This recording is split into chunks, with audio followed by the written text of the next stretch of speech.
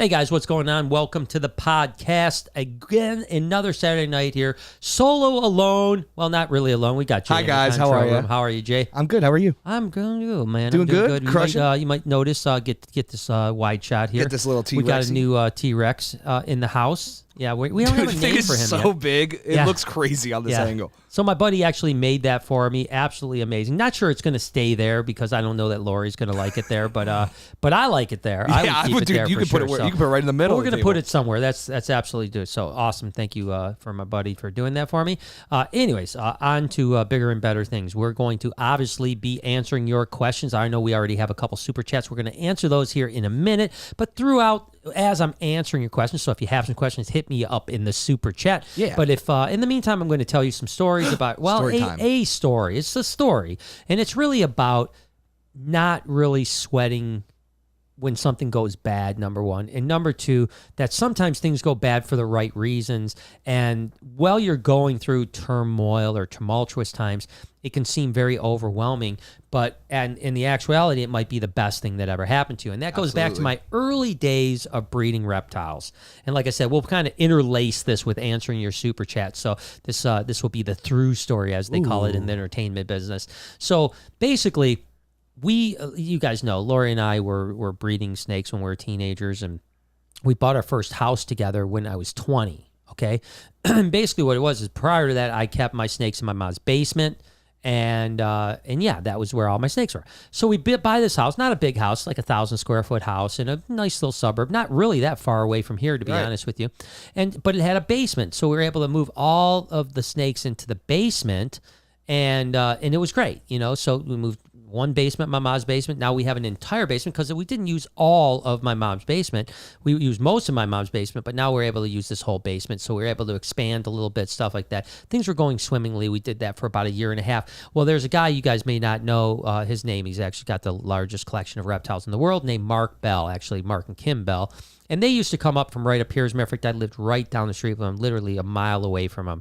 And Mark was, I met Mark when he had just his basement with reptiles. Then it was his basement in his garage with reptiles. Then he built another garage in his backyard and filled it with reptiles. Ultimately but started renting this big, like 5,000 square foot building, which back then was enormous for a reptile keeper. So he was like really pressing, the limits that nobody was doing in the reptile world. And then ultimately he wanted to move to Florida, which he did, and he still presides in North Naples, Florida to this time, even though he's moved a couple times since he's been down there because he's killed it on real estate. Like he bought a plot of land for like $400,000, developed it, made this great reptile farm, sold it for $6 million. Sheesh. Bought another plot for like $1.2 million, sold that for like $5 million later. So he's just been killing on real estate. Yeah. But yeah, killing on real estate. But anyways, point is that before he left, he kind of ran out of space again. So he rented this small little like 1,500 square foot building, kind of one of those makeshift multi-tenanted buildings. There's like 20 people in a bunch of one garage door, and you go in and stuff like that. And it was nice. It was air conditioned, had an office, and Mark built it out to keep a bunch of Burmese pythons in there. So when he finally was ready to move, he still had a year and a half left on his lease, so he sublet it to me, and he left the cages and everything. So I was able to move the Burmese pythons from my basement because I had a lot of Burms at the time and big snakes. I was able to move into this building, and then I was able to expand the colubrids in my basement from where I had a colubrid room and a python room. I made the entire basement of our house into a colubrid room. Hell yeah! So it was awesome. So anyways, point is that the building was not exactly up to code, right? So this is a multi-tenanted building, but you could literally pop the ceiling tile and crawl into the next building. No, that's not good. Yeah, so they're supposed to have firewalls where the wall goes all the way up to the ceiling, right? To the deck, the actual roof. In this case, not the case, right? So that was the case. But so we were in there for about a year or so, and first off, I remember this story. I remember there was these Middle Eastern guys rented next door, and I don't even know what they did. They mechanic-y type of stuff, whatever it was. Because every now and then I think they were like they were cutter grinders is what they called them. So they sharpened tools, right? Okay. And so every now and then you would hear their machines like, and it was so loud that it was like it was in my building because there's no whatever. And then you would smell the cutting fluid as well. No. So it was kind of a bummer, but it wasn't too terribly bad. So I remember one time we go to the Columbus, Ohio Reptile show. And we go down there, and the way we used to do that, we'd leave at like 3 a.m, get there at 6 a.m, do the show, till 6 o'clock, drive home, not get home till like 10 o'clock. So we get up 10 o'clock one night, and I open my door, and it's literally smoky inside. Oh. I mean, like smoke. And I'm thinking initially, like, oh my God, there's a fire. Or something of course. That. And I'm looking around. There's nothing. Everything. I'm like, this smells like almost like charcoal or something like that. What is going on? So I go outside and I see that the next door, the Middle Eastern guys next door have their garage door just slightly cracked. I mean, like by about a foot, and there's smoke pouring out of it. Oh no. And so I like knock on their door, and I shit you not, they have a fucking spigot with a goat on it in the middle. Shit. I'm not kidding you. In the middle of their thing. And they're literally, the entire place is full of smoke. Oh my and I'm like, hey guys, man, like you're about to set my fire alarm off, because I have a fire alarm on my building. I said, you can't barbecue a goat indoors, man. That's a wild conversation. Yeah. And the guy was like all pissed off. He's like, well, my friend died, and this is what we do to respect him. And I was like, dude, I'm sorry that your friend died. I said, but you got to barbecue outside. I feel like your friend would even be like, this is probably not a good idea. I go, you can't barbecue inside, And so he got all pissed off. I mean, all pissed off on me. And so now he was on like this vendetta to get me kicked out, right? So then...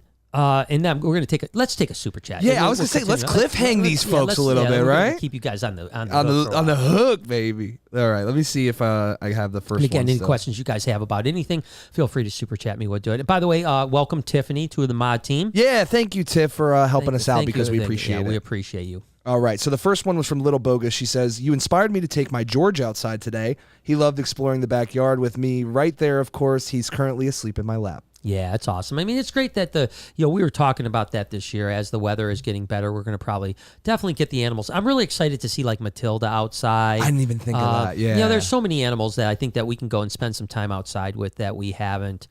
So yeah, it's awesome. Glad that you got a chance to do that, Little Bogus. Maria says, hey guys, I love the new vlog style. I didn't think the vlog could be any more amazing, but you guys are killing it. It makes not skipping the ads difficult. I don't, by the way. I watch every one. Well, thank you. It's interesting you say that.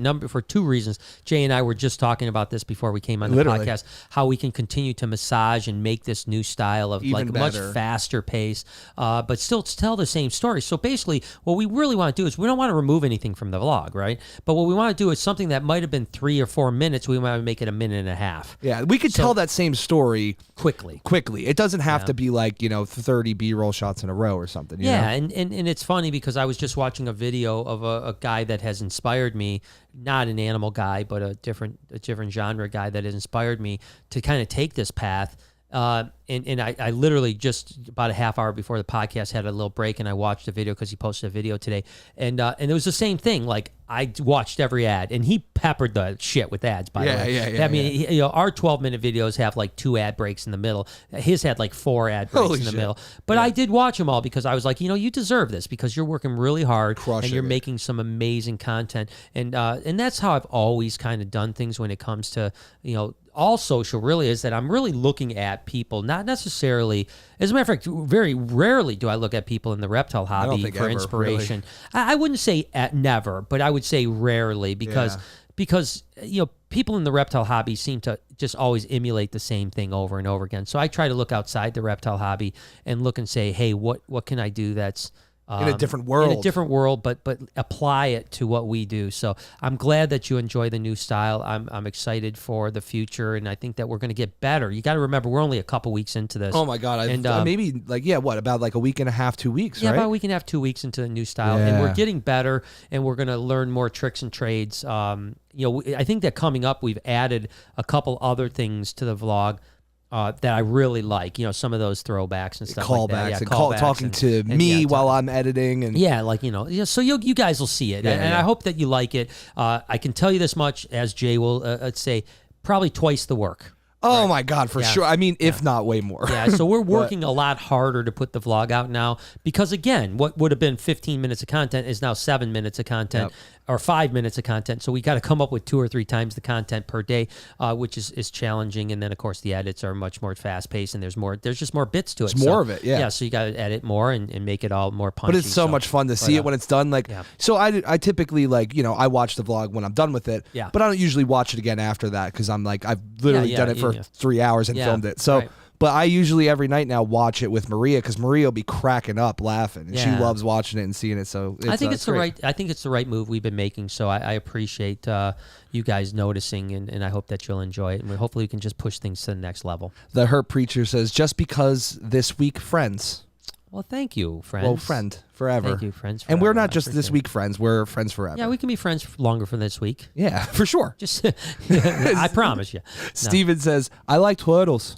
Yeah, I mean, I like turtles, We were talking about that today, too. I don't know why, but we brought up I like turtles today. Yeah, we like turtles. We love turtles. We love turtles. We get some more turtles coming. More news on that soon. Yeah. I can't tell you nothing about that turtle stuff. It's turtle conspiracy. Yeah, turtle toe. Dark Flame threw $5 and said super chat.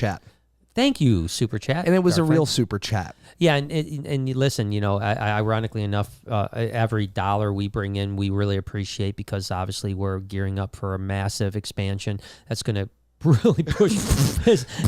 Listen, guys, squeeze you like a tube of toothpaste. I've done a lot of crazy things in my day, but yeah, I had a guy that does construction today out here, big company. So we're making progress, man. We hired an architectural and structural design team. Now we've talked to a construction guy that's going to help out. So lots of listen. It's going to be a long process. You know, start to finish. I would be surprised if we're done 12 months from now with the total expansion. But it's going to be in pieces. So you're going to maybe see the first piece of the expansion. I mean, the building's going to look different. In 6-7 months, and then we'll see the first expansion in probably 8-9 months, and then it'll probably take us 12 to 16 months to get completely done to where everything is wide open. But I would like to by next summer, you know, sometime June, maybe be open to the public for the entire expansion. Sweet. If everything goes well. But I will say it's going to stretch my finances really hard because I just don't, you know, I'm never going to financially recover from this. Because I don't like to borrow money. So literally, I really do appreciate every dollar you guys give us. It doesn't. It's not like it's going to the Lamborghini fund, you know. I know we've tried, but we're not doing it. I did a test drive, and I decided to keep my 1922 Chevy truck. Amy Brown says, "Hey guys, love from Minnesota. My man told me I could start booking my September trip, and I'm so excited. Awesome. Brian, your journey has inspired me so much. Oh, thank you so much, and I look forward to it. Let's listen. September 6th is my birthday. So come hang out with me on my birthday. Yeah, and hopefully the world's back to normal so we can have a big meetup, dude. You know what I'm saying? A little French kiss. Yeah, a little French kiss. Because, dude, I mean, all the Mac wants to come, all the mods want to come, Heidi wants to try to come. You know, my mom will be there. I'm going to French kiss them all. I'll French kiss my mama? My mama, your French kiss Mama baby. Tomsky. That's right, Lisa, you crushing it. We're going to get some Frenchie with Mama Tomsky. Martin Exotic says, lost a duck today. Oh, I'm sorry. Still waiting on eggs. Oh, I'm sorry. Duck eggs or snake eggs? Still waiting on eggs. I'm not sure. I'm assuming. I'm going to assume snake eggs. But I'm sorry that you lost your duck. Yeah, ducks are cute. They're cool. I love them. Dakota says, would you breed emerald tree boas? I would like to try, you know. Have you ever? I have never, and I've never had an opportunity to try, to be honest with you. I've always had like one emerald tree boa. I know, yeah. For some reason, I don't know why that is, but I've always just had one emerald tree boa, and it's hard to breed them that way. You're not fucking kidding. Pat Greiser says, hi, Brian and Jay. Was wondering how the two set of snake doing. Would you consider bringing them to the Reptarium? I'm wondering if she's talking about the mole snakes and the egg eaters. That's what I think, too. One of the egg eaters is at the Reptarium already.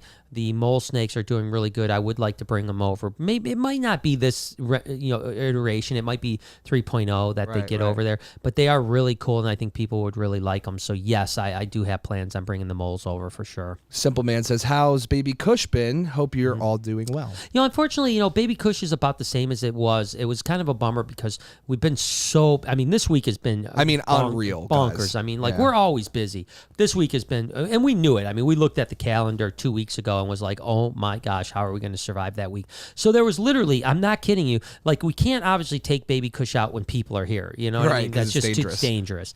Not only that, but it's also going to stress him out, you know, with all the extra movement and stuff like that. So, so we literally got no time with him this week at all to work with him, which was really a bummer. The good news is next week is more of a normal week. We still have plenty of events, but it's not nearly as crazy, so it's going to be much, much better. Wendy says, hi. Your content on the vlog is so awesome and entertaining. You guys keep up the great work. Happy Easter. Thank you, Wendy. Thank you for always supporting us. I appreciate you, Wendy, tremendously, and I'm glad that you're enjoying it.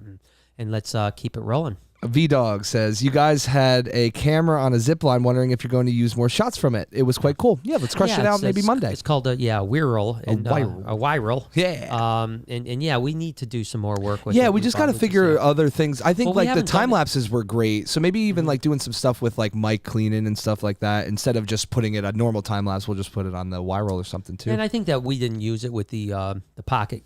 No, we haven't, not once. So so I think that might make some of the shots a little bit more interesting, smoother. So yes, we always have lots of toys to play with. Let Roses Burn says, how do you feel about Reptile food? I was thinking of trying it for my Beardy because he's so very picky. I think it can be really good, you know. So I talked to the guys from Reptile, you know, a couple years ago about, you know, trying to see if we could, you know, do something together, and ultimately it just never worked out. And they kind of, you know, it's an interesting thing, you know. He you know, really good guy and really good company. But they wanted to kind of keep, which I respect, they wanted to keep it really small and like kind of personal. Right. Whereas, you know, I was like saying, hey, I think that we could maybe, what I really wanted to do was work with Reptile and start selling Reptile certified snakes. You know, because the problem with Reptile, and it wouldn't be an issue with the bearded dragon most likely, but, you know, about 50% of snakes, and this is, if I'm misquoting, I'm sorry, I apologize to Reptile if I say this. I think about 50% of snakes eat them and 50% don't eat them. And it might be 70%. I don't know what the number is. I know there's a number of snakes that will not eat Reptile. I love the idea of Reptile because I don't like feeding rodents off. I was going to say, these are like little sausages almost, like little sausages. Great idea. And you can remember that he can now scent them with frogs. He can scent them with lizards. He can do, you know, so now you got the lizard scent. I mean, it's a really brilliant idea. So I wanted to do something where it was like you were going to sell Reptile certified, you know, so that way, like people like, I don't want to feed rodents, or I want to put rodents in my freezer, right? But I'll put Reptile in my freezer. And now I've got these, like, you know, maybe, you know, you can buy a corn snake for $50, but maybe a Reptile one's $60, but it's guaranteed to feed on Reptile. And now you don't have to feed rodents. And unfortunately, we just didn't come together with any kind of an agreement that worked out. And it wasn't really his fault or my fault. It just, you know, again, like we talk a lot of times, you know, sometimes the juice isn't worth the squeeze, and things just didn't work out. And he was kind of, you know, like, hey, I like the path I'm going. I don't necessarily think I want to go a lot bigger. Quicker, you know, which was an interesting, you know, I mean, I respect that because I don't have that in me, you know what I mean? I'm always full bore on, and I respect people that can kind of pull in and say, hey, listen, I'm happy with where I'm at. We're going to expand 10% per year or whatever the case is. I'm not good at that either. But yeah, I'm not good at that at all. But no, Reptile, I have not personally ever used them because I just haven't, but I would like to, because I think that it's a very interesting concept if the execution works. Right. The problem is if 30 or 40 or 50% of snakes don't eat them, that becomes a little bit of a problem. More difficult, right? Gary Dawes says, I am a YouTube premium member. Does premium membership hurt or does not help your channel? No, it absolutely helps us. I mean, oh, cool. I actually didn't know that either. Yeah, I wouldn't say help. You know, it's 50-50. So if you're a YouTube premium person, and I'm going to break it down super simple. If you watch 100 videos, your membership, your percentage. So if it's $10 a month, YouTube keeps 4 of the $10, and then they split the $6 between the 100 videos you watched. Oh, okay, you know? That makes sense. But that could be 100 or 1,000 or whatever. I mean, if you watch 10,000 videos and you pay $9, I don't make much money off your membership. But it's probably the CPM, which is, you know, cost per 1,000, is probably not that different from premium as compared to.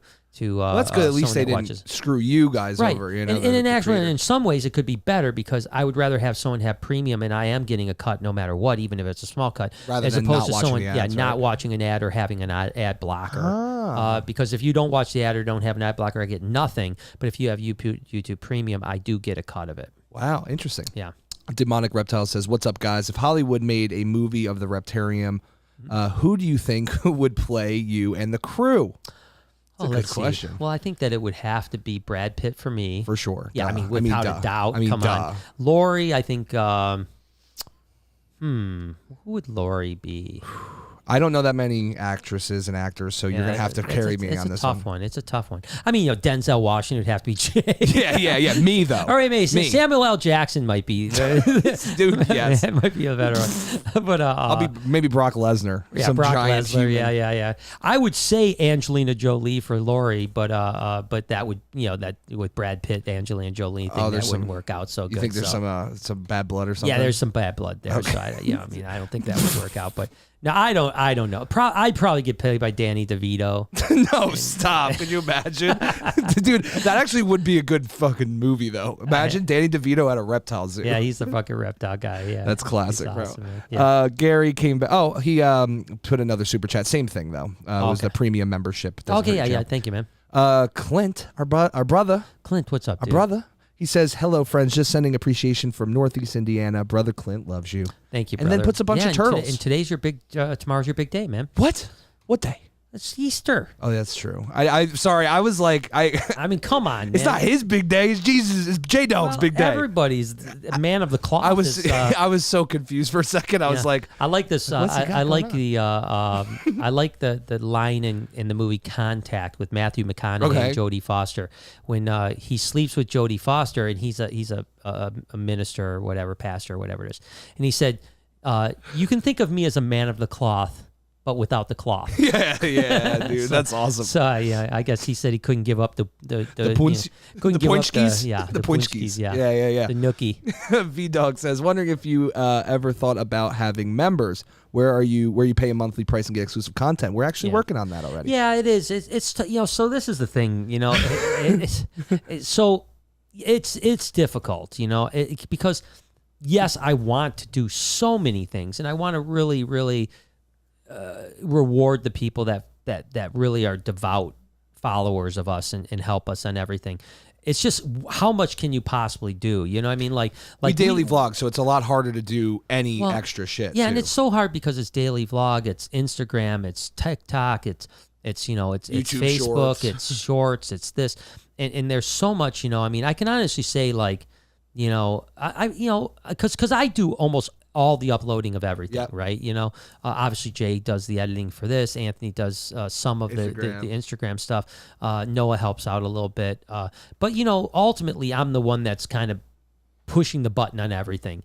And that it's like I'm at a point where it's like I'm uploading like 12 pieces of content a day. Yeah, which takes time. It's not like you can just hit a button. You have to make the post and hashtag. You got to describe it, tag it, pick the thumbnail. You got to, engage with the content. So it's like, engage with I mean, it's at a point where I think what you got to remember that's different about me and most YouTubers is most YouTubers, that's all they do is YouTube, right? That's their whole job. They have no other job, I have all kinds of other jobs, you know what I mean? I run a lot of other businesses and a lot of other moving parts.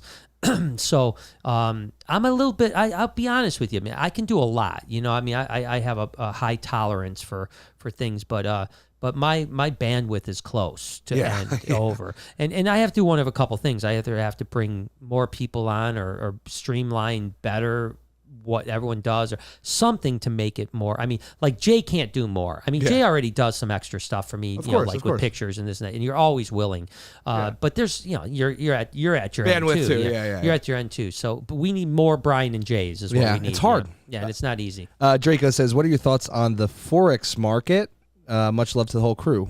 You know what that is? I'm not an expert at all. I mean, so let's see what they say. I mean, I'm guessing it's crypto. It's foreign exchange. Yeah, foreign exchange. So I mean, I've seen the littlest a bit about this I'm not even enough of a market to understand really what it is. But I think it's all of just all the foreign markets. Yeah, it right? says made up of banks, commercial companies, central banks, investment management firms, hedge funds, and retail forex brokers. Yeah, so as much as I'm into the stock market and crypto and all these other things, that investment stuff, I'm just not that, I don't know much about the Nikkei and and any of the forex stuff. So I wish I could help you, but I don't know anything about it really. Jose says, hey guys, ready for the cast? You guys are great. Cool. Thank you. Welcome. We love you. Let's take a couple more, and then we're going to pause the supers. We'll hit these last three. Hitting the supers, and then we'll keep on answering your supers, but I'll get back to my story, and we'll get back to supers here in a minute. Heidi says, my biggest dream is to come celebrate our birthdays together, Brian. Hope this year will work. Looking at my options to get out there. Sending much love. Yeah, I tell you, Heidi, it would be really great. And and let's hope it can work, right? I mean, obviously, here things are going pretty well with the vaccine. Although I did read just a snippet of an article in the Wall Street Journal today saying how terrible Michigan was doing. Oh, so it's really beautiful to be in the state that's not really, crushing it. Yeah, literally they said it's one of the worst states in the country for vaccines. So nuts. And we're also being hit the hardest with the virus. So way to go, Governor Whitmer. You did a great job. Appreciate you locked us down. You screwed everyone up, and you can't even get the vaccine right. So way crazy. to go. Bang. Bang. Proud to be a Michigander. But my point is that I think that as a whole, even Michigan will get their crap together. They are literally, did you know that FEMA is running Ford Field, right? That makes sense, yeah. Yeah, so literally the national government sent help to Michigan because it's in a state of emergency. The only state that they sent help to is in Michigan. So fucked That's up. how bad we've done. But I think that even Michigan will catch up here probably by the end of April. We'll probably, Noah came home yesterday because, of course, Jay and Noah and a couple of other guys were going to go get vaccinated yesterday. Yeah. And he came home and he goes, the way I feel about it, because some things came up because you guys are going to do it soon, maybe this week or something. And he said, they'll be giving them out the gas station in a couple weeks. Yeah. And I'm like, that's kind of where my head was at too. Yeah, I'm not 100% sure they're going to be giving them out the gas station. Well, Walgreens will be doing it. Walgreens, which is close enough to. If you put gas pumps outside, it's a gas station. It's almost a gas station, but not quite a gas station. Pat says, I meant the 2 set of snake twins. Would you move a set to the Reptarium?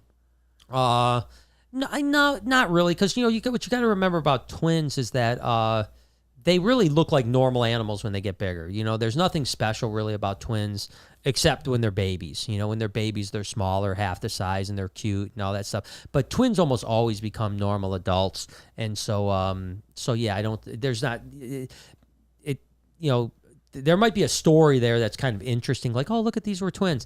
But then I don't really usually communally keep animals, so it's hard. So I doubt I will do that, Pat. But it's at least worth thinking about. Saving Hearts through $10, but their message was retracted. I'll see if I can find it. Wait, I think I just did. So okay. It says, Brian, I'm wondering if you need to put vent holes in egg boxes. No, actually, to be honest with you, most people go the opposite way, and they try to seal. I actually don't go as extreme as most people. So my boxes don't have air holes. Now, keep in mind, eggs do breathe, right? Yeah. But you got to remember, my boxes are not sealed. There's still airflow in. There's no air holes, but it's not airtight. Right. Whereas a lot of people are actually using cellophane for the top when they clip down and literally trying to seal it airtight. And they still have perfect hatch rates. I don't see the need to seal it like that, and I don't know why you really would. If you have your humidity right and your incubator, you shouldn't need the room is sealed. Yeah, you shouldn't seal the you shouldn't have to seal it. But it works. And people do it and it's fine. But you don't really want air holes because then the humidity is going to be off and your eggs are going to desiccate and dry up and you're not going to hatch. All right, why don't you so I'm going to get back to the story, and then we're going to get back to your super chats in 5 minutes or so. Yeah, barbecue goat. All right, so we're barbecuing a goat. And for those of you guys that lost, you have to go back to the beginning of the podcast. It's about a building that I had, my very first building that I ever rented. So guys barbecuing a goat next door. He gets really upset that he has to put the coals out because he doesn't want to burn the building down or whatever. And I'm like, and I wasn't a jerk about it. I'm just like, listen, I've got fire alarms in my building. When they go off, the fire department's coming. And then you're going to have to explain to the fire department why you're barbecuing a goat in your building. Yeah. That's what I told him. I said, that's the end. I said, you're going to have to explain to the fire department because my building's about to go off, and you will have to explain to the authorities why you're barbecuing this goat in your building. And so he got really upset at me. And said some really horrible things and stuff like that. But the life goes on. I didn't want to have a bad relationship with the neighbor, but obviously you can't barbecue inside. Yeah, it's just not can't neighborly. Barbecue inside of a building, especially when the buildings don't have firewalls and like ours, The building has animals too. Yeah, and my whole building is filled with smoke, So anyways, a couple weeks later, I think it was like a vibration from his wall. We had a wooden rack that we had all our baby snakes in, just like we have now. Right. But it was built out of plywood because back then that's what you did. And it was a pretty long rack, about 8 foot long, and it was 6 foot, 7 foot high. It had quite a bit of snakes in it, right? And one day we came in and the rack had fallen over. What? And a bunch of baby snakes were out. Oh my God, no. And I think it was That's the vibration crazy. from that, like whatever machine was on the other side of the wall, like literally tipped it over because there's no other explanation, right? I mean, it's like a rack, Either that or the guy was pounding on the wall. I have no idea. But anyways, we found most of the snakes, but we had a couple baby snakes out. And so the next building over was this old lady who was a screen printer for shirts. Okay. She was like grandma, like 70 something, something like that. And sure enough, a little albino cow king gets into her building. Oh. And she calls animal control. Of course. And animal control shows up. Then the news shows up. Oh, no. The news shows up. And we are the lead story at 5 o'clock, 6 o'clock, and 11 o'clock on every news station. And it's got, of course, the story is like they're there, and she's like, I'm so terrified. I can't even go in my building anymore. There's snakes everywhere. It was just one snake. But the thing that they messed up on a little bit is they showed because they took it down to the police department or the animal control. Right. And they showed the snake that is literally like a 6-inch snake, And I think people are like, what the fuck is she talking about? It's a worm. Point is that it still was not good for my business. The guy next to me, the lamb goat guy, the lamb barbecuer, the goat barber, whatever Lambercue. it was. Yeah, Lambercue. And then now my old lady, neighbors. My old lady. They hate us, right? And so sure enough, the landlord, who's already getting pressure from Goat Cooker to kick me out, he calls me up and he's like, you've got to, you're out of here. Your lease is terminated. Get the hell out. And by this point, though, the city wants to meet with me, along with the landlord and all this other stuff. So we get together with the city. The city comes in and is like immediate. Like the landlord, starts out, can you believe this guy? Blah blah. And the landlord and the city comes in and goes, when was the last time this building was inspected? And the guy's like, what do you mean? He's like, there's no firewalls. This electrical hasn't been done for 25 years. He said, blah, blah, blah. All of a sudden, now the tables have turned. Yeah, the turntables have turned. So listen to this. So the city then tells the landlord, you find him a new building and you pay to move him because everyone has to move out of this entire complex. Sweet victory. This complex is condemned. Red lighted. You have to do it. So I literally then find a building not too far away, which ended up being a building I was in for like 8 years, which was a great building. It was right on the lake. We used to always joke around if we ever opened up. It was right across from Lake St. Clair. Literally, we could throw a rock at Lake St. Clair.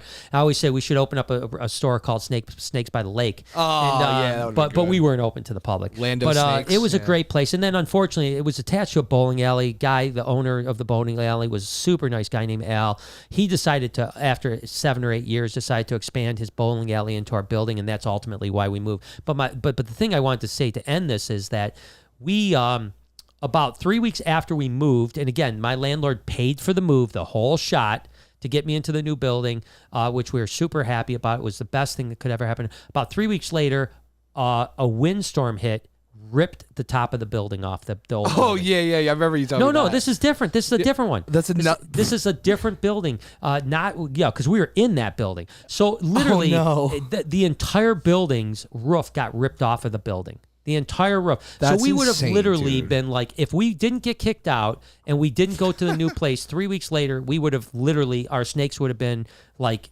with no roof on top of the building. Yeah. So man. my point is that sometimes while that was going on, and by the way, when we were on the news for that whole scenario, literally news people were camped out at our building. No. So for 2 days, I couldn't go to my building. I would drive by and there'd be news crews there because I wouldn't answer. I was like, no comment, no comment, no comment. I'm not saying anything. Yeah, I don't want to implement it myself. I'm not talking to anybody.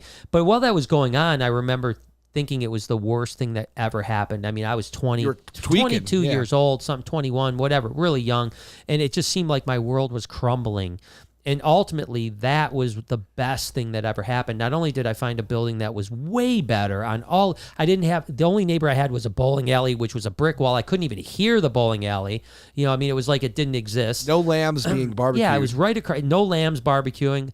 I was right across the street from the lake, which is a beautiful place. It was just a great building. I mean, literally, it was awesome. So I'm just saying, sometimes really bad things can happen that turn out to be really fortunate in life. So let's get back to some supers. And if you guys have any other questions, hit me up in the super chat. Sammy Young says, I just want to thank you for all your content. Listening to you and watching the vlogs has really helped me with my anxiety.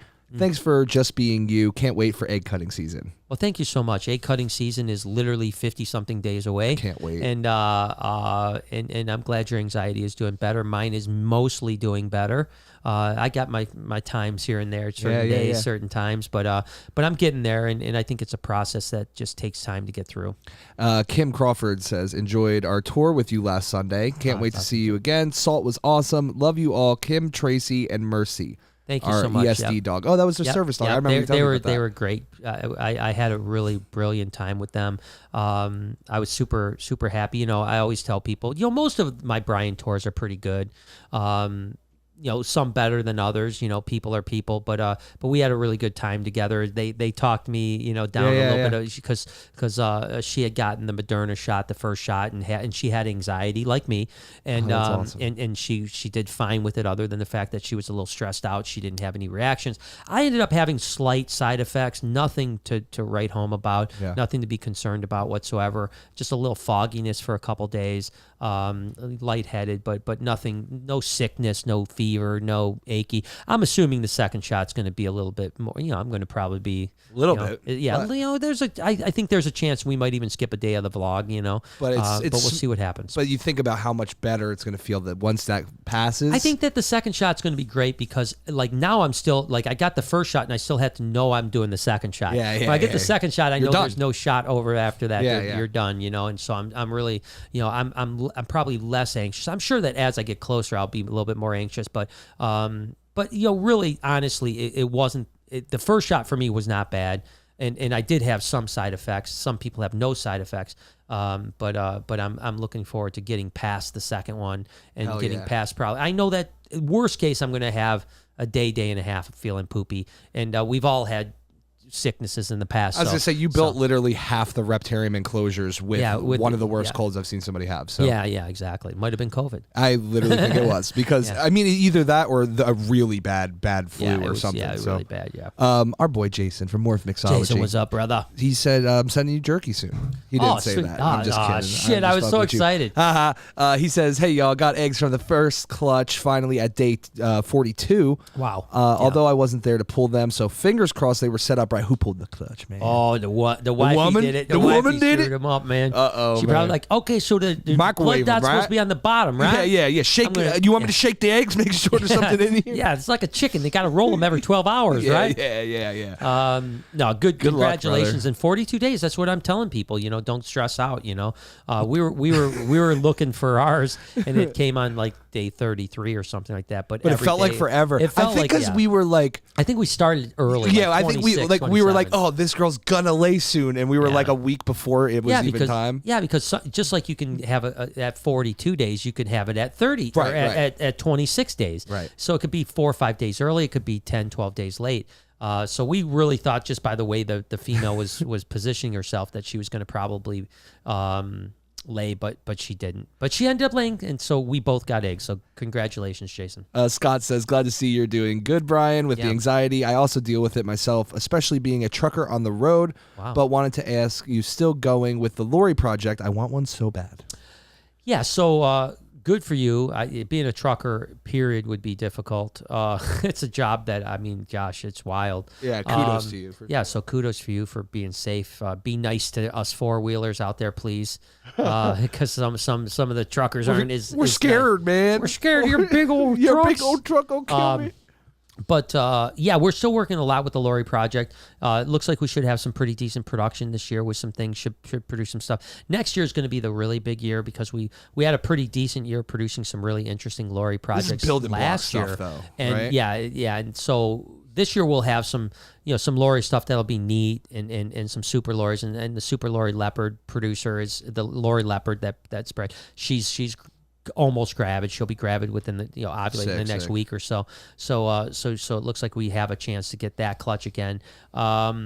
But next year we have a lot of really, like you said, building blocks that are going to be able to be plugged in, and that's when I think we're going to start to really see some things that are going to be pretty impressive as next year. But we will have some Lori stuff. So if you need something, please let me know. Scottish Rob says, "Hope all is well with you guys. Have a great weekend." Yeah, you too. Happy what is it? New Year's or Saint Patrick's Day? Saint Rodriguez or Patrick. No. Alex Rodriguez Day. Alex Rodriguez. Yeah. Happy Easter. Seriously, it is. Easter is a weird holiday for me because growing up Catholic, obviously, like on the Friday. Good Friday was almost like a penalty, right? Church it's like you stay in your room, you go through Stations of the Cross, it was like as a child, it was the worst freaking day in the world because my parents were so strict that like you had to sit in your room, you couldn't even read, you had to sit silent for 3 hours. Just silent and pray for 3 hours. And then we had to go to church and go to Stations of the Cross that took like it seemed like 18 hours, but I'm sure it was an hour or two, whatever. And then Easter was awesome because, there was, candy and stuff like that. That's how they get you. They're like, fight for it. I wish that we would have celebrated more without the suffering. So Easter hasn't always been like one of my favorites, unfortunately. Ooh, Becky Gallant says, I know you don't like compliments. However, I think you're amazing, and I find myself watching your vlogs every time my anxiety is not great, and I always feel better afterwards. Thank you. Well, thank you, Becky. I appreciate you so much, and I appreciate everything with you. I appreciate she changed her profile picture for us, so I appreciate that too. Sweetheart. I know. Gosh, that's what they call an influencer. Oh yeah, you literally influenced the picture, bro. No, we do appreciate you though, Becky. Literally, Tiffany, Beth, Roberta, Simple Man. We got go down the list. There's so not only Amber, on the podcast, but also my daily vlog. Seeing your guys' comments each day. It's like we are a family. Real talk. We're the Reptile Army. That's it, baby. We're the Reptile Army, man. Let's join the infantry. Sharon says, "Hey, Brian and Jay, hope you all have a great Easter." I hope you do too. I really do. I really do. I really do. I hope you have a better Easter than you. I hope that you have a better Easter than Brian's Easter he's wishing you, for sure. Yeah, I'm telling you, yeah. Jay's my hoping Easter? more than I am that you have a good Easter. Yeah, take that. Yeah, so there you go. Simple Man through 20, he says, "How did your knee feel after Salt got you?" Honestly, she got me and let go pretty quick. So it was more like just the teeth I had hit you, a couple little puncture wounds, but she didn't hang on. Gotta work on that girl, man. She's. I think that's going to be part of this week is going to to be working with her. Yeah, she's going to be working a lot, And listen, I can still put her in an 8-year-old's hands, and she's completely fine. But you get anywhere near that mouth, and it's game on. And not only that, but that on the ground, it's a whole new environment for her too. Right? Because even when you put her back in her enclosure, she's different. When you hold her, she's good. Great. Yeah, but she's definitely going to be one that we're going to have to work with harder to get her to the point where she's bulletproof. Bulletproof. Because she's feisty. She's a little feisty, but that happens with alligators. That happens with a lot of apex predators. You have to kind of win their. You have to, break them. Yeah, you got to, break them every time. Like, hey, I'm the dominant. You're going to do what I want you to do. It's even dogs too, though. Yeah. Like, you know what I mean? Like that's what Loki's doing right now. So I'm like, dude, we fighting? Yeah, just literally beat the hell out of him. Dude, I got gloves for him. You think he can fucking stand up and box, dude? I used to kick Zeus across the entire house. boom. No. Everyone knows that ain't true because Zeus doesn't listen to me ever. Like I'm like, there's zero dominance issues. When you go for dominance in my house, like Lori's alpha, dogs are next down, and I'm like somewhere way down the list to the very bottom. And I'm like, could you please stop doing Shut that? the fuck up, bruh. That's what everyone's like, shut up. Zeus is doing something bad. I'm like, Zeusy, don't do that, sweetheart. And he's just looking at me like, shut up. Killing the mailman or something. Shut up. You ain't got no testosterone. If you ain't gonna come help me, then shut your mouth. You ain't got no testosterone, you woman man, you woman man.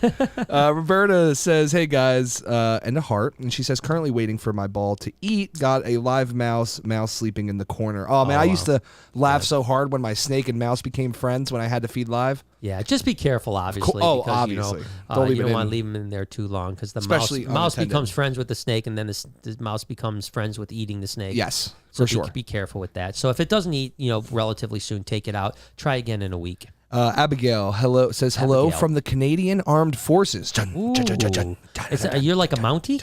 A Mountie? Are you a Mountie? What's that? A Mountie? Is that what they call them?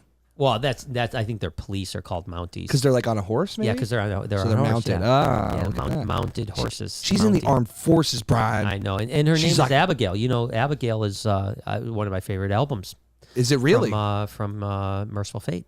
Damn, dude. Yep, gotta love it. Gotta love it. There you go, Abigail. Scottish Rob says, should check out Garrett Hartle's new incubator design for a rack system. It's a really cool idea. Okay, yeah. Garrett's always got a lot of interesting ideas, He's a cool dude. Definitely an idea dude, and he's a gem.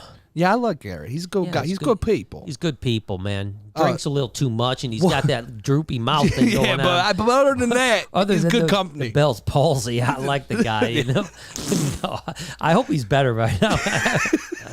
It never goes away. You're like, damn, dude, I feel like shit. I'm sorry, man.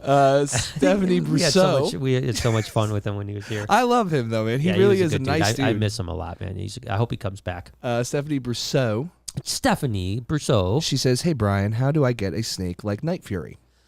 So the deal is it's a golden child motley, but most of them come out more brown, right? Or like an olive, dark olive. Yeah. Right? So not there's very few of them that are black. And it's hard to get. I mean, I'm not going to lie. I mean, I know, I think, Jay has a potential to produce some this year. And Cabinet Nerd. Mine came from Cabinet Nerd. One of those two guys are really. I'm not going to say that there's not other people that are going to produce them because certainly there can be, but I don't think a lot of other people are producing them. So the ingredients is very easy because both of them are incomplete dominant, right? So you can get it pretty quick. But what I don't know, because I don't know a lot about genetics of retics. Like I'm not like I don't breed retics for anything, so I don't really follow it. So I don't know if like it's allelic or if it's double incomplete dominant. Got it. Because if it was double incomplete dominant, you could take Night Fury and breed it, and one of 4 babies should be the genetics of Night Fury. But not necessarily jet black. I mean, they could be black, they could be, but if it's allelic, you need to have it on both sides. Then you would only produce Motleys on one side and Golden Childs on the other side, and you would never produce the combination thereof. Don't know. I don't even know if anyone else has figured it out yet.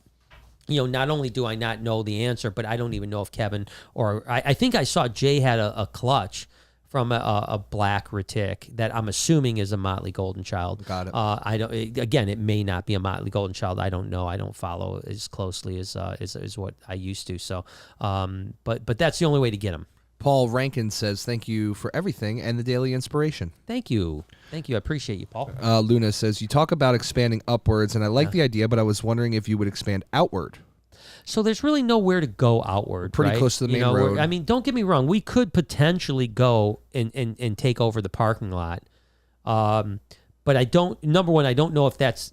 So the building next to us is a lot closer to the street than we are. Right. But I don't know if they have a variance, right? So usually the cities will have you got to be so far back from the street, right? Street line. The one next to us is very close to the street, but that may have been there before the ordinance was placed. So I don't even know if we could come out if we wanted to be totally honest with you. But I think that right now what makes the most sense is to go up. And we've looked at all options, but we're still looking at options. We're not, nothing is done. Pen to paper, is basically in the very early stages. It's going to probably take us 2 to 3 months before the paper side is done, which would be design, structural engineering, and ultimately permit / approval from the city. And then after that, it may take us, a few more months before we're even in production. So I don't know, but right now, listen, the company I hired is going to bring every option to the table, right? I didn't hire them and say, I only want you to do this. They know what my vision is, and they're going to come up with lots of different options for us. And maybe one of those options is to go forward. I don't know. Awesome. I would love to see too. Yeah. Rare Dog says, skip a day on the vlog? Who you kidding? I know, right? Most likely not. No, you've been, I think even... Remember I think during the beginning of COVID, you got sick. Yeah, I did. And you still felt we still vlogged. We still vlogged. Yeah, we still vlogged. We'll make it work. I mean, I would be very surprised if I don't vlog. And so the one thing is like I'll get the shot. Thankfully, I'm getting the shot at 10:30 in the morning. Nice. So I know I'm got that day's down. No problem at all. The next day is the day that I don't know, right? And that could be a little bit touchy. And then the following day, everyone I know has said by the next day you're starting to feel good again. So if I feel 70%, I'm here, I'm working, you know what I mean? If I feel 20%, maybe I'm staying home. Yeah. But I mean, worst cases, we'll miss a day. Yeah, not a big deal. Little Bogus says, I want to get my next snake from you, and I want silver, black, and white. What kind of ball python is that? Can't always tell in pictures. Silver, black, and white. So probably an axanthic. Yeah. And we are going to be producing a bunch of different axanthic stuff this year, VPI axanthic stuff. We've got dragonfly axanthics. We've got, which is fire, pinstripe, pastel. We've got, a whole bunch of stuff, pinstripe axanthics. I mean, all kind. We'll have fire axanthics, all kinds of stuff. So that's probably what you're looking for. And they are spectacular. And it looks like we've got a bunch of gravid females now. So we'll definitely, hopefully hit the odds and have those animals for you. V-Dog asks, what was your favorite destination to shoot in, and what was your favorite animal at the destination? I think that, there, it's really difficult because, when I look at the most exotic places I've been, there's a lot of them, but what really stands out is Africa, Indonesia, and Australia. So I'm going to give you 3 things. I think that one was Australia.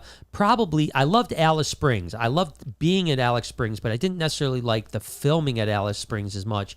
I really liked when we were in Queensland, a place called Savage's Crossings, and we caught taipans, coastal taipans. Yeah. That was probably one of the most exhilarating moments of my life to be in that place, and it was a beautiful place in Queensland. Really enjoyed that. So from Australia, I would say Indonesia. Certainly being in Istana Ular, the Bat Cave, on the island of Labuan Bajo, that was really special because it was so remote, so in the middle of nowhere, and really an experience that I think very few people will ever get to experience.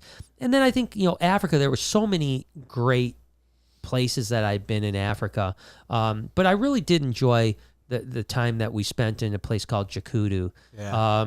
We spent like 4 days in Jakudu, and that's when I went out to hunt with the cheetahs. Yeah. And really a lot of different things. Saw my first wild lions, got up close to them, rhinos.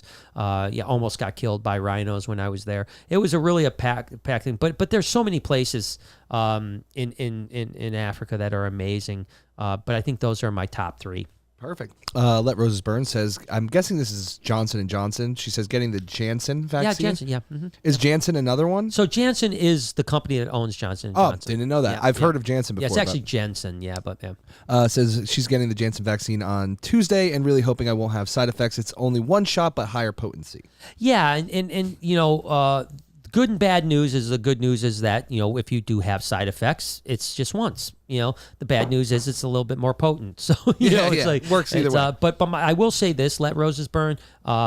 I don't know how I would feel if I had the option, but my sister did get Jensen, and she had no side effects at all. Well, none sweet. at all. One shot done. She said she had a little sore arm for a couple days. That's it. No side effects whatsoever. So you'll be okay. Listen, no matter what happens, gonna be good. You're gonna be okay because you're gonna be 100% protected from hospitalization be able to travel. Think about that. Oh my God! So and sick. Did you see recently they just put out some things now? The CDC has put out that it's all over the news traveling. Right now. Traveling. You don't need to quarantine at all if you travel if you've had the vaccine. So that's huge, man. I can't wait. Yeah. Frank says, Brian and Jay, love the pod. I have a baby jungle carpet I purchased off Morph Market. Husbandry is perfect.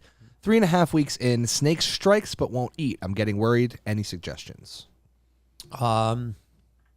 I wish I knew how big it was. Listen, Frank, you don't have to super if you don't want to. Chat, just throw it in the bottom, and one of the mods will show me. Yeah, because so baby carpet pythons can be a little bit tricky.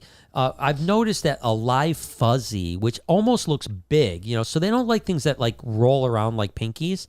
But if it's like kind of almost crawling around, I've had really good success with carpet pythons. Yeah. And then the striky part, again, if this is a baby, which it kind of sounds like it might be a young animal, and then the biggest thing is to probably contact who you got it from and get some info from them. Was it feeding? Is it a fresh baby and hasn't fed yet?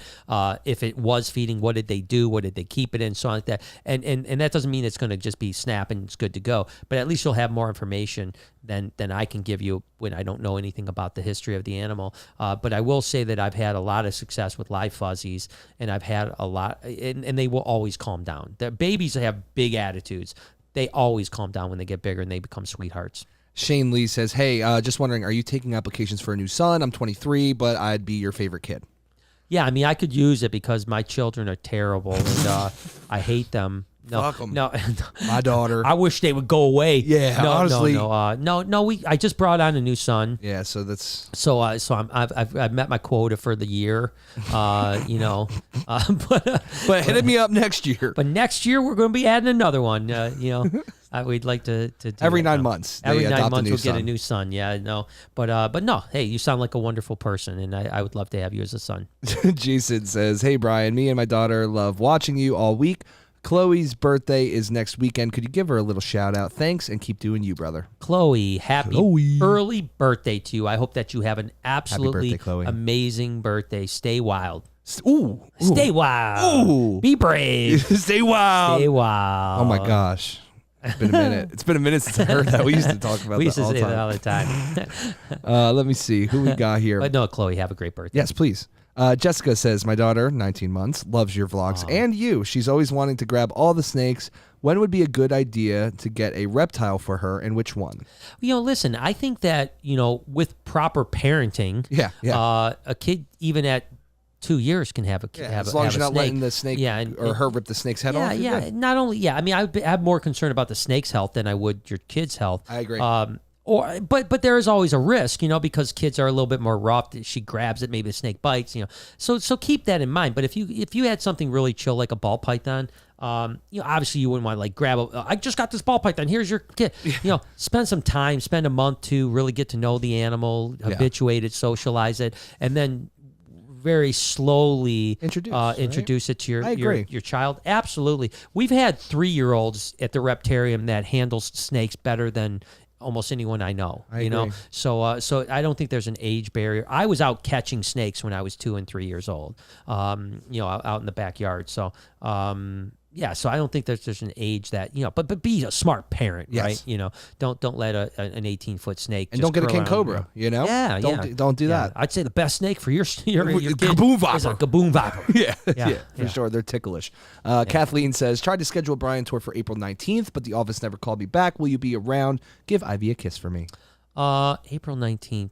Actually, that sucks. I am not around on April 19th to be, and I know I joke around, but seriously, I'm not. You do. I'll be gone. I'll be gone the 18th and 19th, unfortunately. I am here the 18th only till I think like 4:00, and then I'll be gone the rest of the 18th and all of the 19th. It's a scheduled day off for me.